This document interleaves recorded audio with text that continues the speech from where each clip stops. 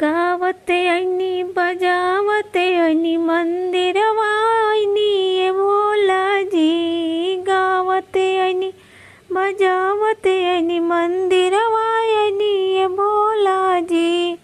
रौरी दर्शनवा में परसन बनी ये भोला जी। रौरी दर्शनवा परसनवा बनी ये भोला जी।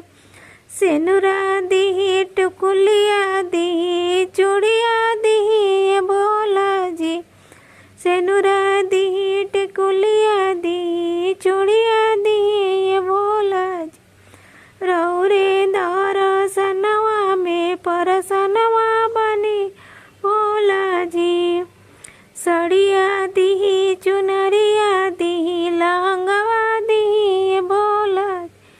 सड़िया दी चुनरिया दी लहंगवा दी हाजी। रौरे दर्शनवा में सनवा बनी ये भोला जी। भाई दी भौजाई दी भतीजवा दी भोला जी। भाई दी भौजाई दी भतीजवा दी ये भोला जी। ससु दी ससुइयो दी ननदियो दी ये भोला जी। ससुर दी ससुइयो दी ननदियो दी ये भोला जी। रौरे दर्शनवा में परस बनी ये भोला जी।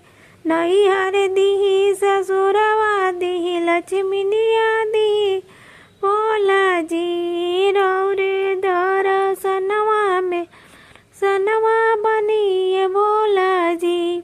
गावत ऐनी बजावत ऐनी मंदिरवा ऐनी ये भोला जी। रौरे दर्शनवा में परसनवा